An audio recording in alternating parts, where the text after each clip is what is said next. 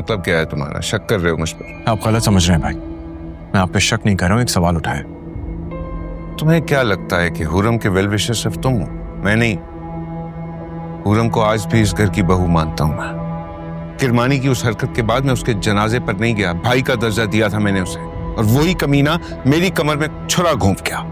लेकिन ये सब कुछ हुआ कैसे, आपको कुछ तो आइडिया होगा? आइडिया नहीं, पूरा सच जान चुका हूं मैं। हुआ यह है कि हुरम की हकीकत सामने आने के बाद जोया और तैमूर अंकल के दरमियान कुछ अनबन हो गई थी। जोया अपना घर छोड़कर किसी और जगह शिफ्ट होना चाहती थी। She asked me for the favour. तुम्हारी वजह से, डैडी की वजह से मैं स्ट्रेस्ड आउट था, टोटली ऑक्युपाइड था। किरमानी को कहना पड़ा जगह दिखाए। इन दोनों की मुलाकात हुई।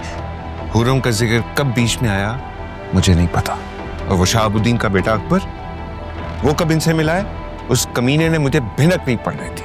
जिंदा है ना अकबर, शहाबुद्दीन का बेटा? जाओ पूछो उससे। रिलैक्स, मैंने कहा है मैं आप पे शक नहीं कर रहा हूँ, सिर्फ डॉट्स कनेक्ट करने की कोशिश कर रहा हूँ।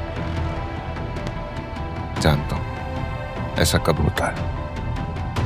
शाजिल अपने ही पीठ में छुरा घूमता है। खैर छोड़ो ये बात। हुरम कैसी? ठीक है।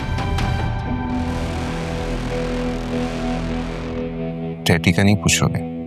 बहुत तकलीफ में है वो। मुझे फर्क नहीं पड़ता। सच सच बताओ, याद तो आती होगी ना?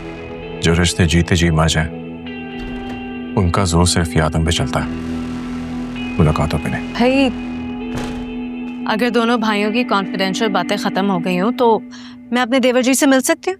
श्योर भाभी, कैसे हैं आप? बहुत अच्छी। चलो अब जल्दी से फ्रेश हो जाओ, आज सब साथ बैठ के खाना खाएंगे। नहीं भाभी, मुझसे सुल्तान अहमद के घर का खाना हजम नहीं होगा। हाँ मैं चपन्नी से मिलूंगा वो रूम में।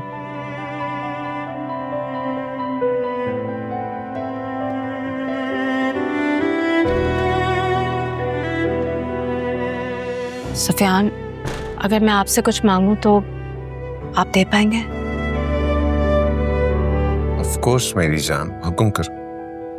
तो फिर प्लीज एक बार फिर हमारे घर को जोड़ दीजिए। जरूर, सब ठीक हो जाएगा, तुम परेशान नहीं हो।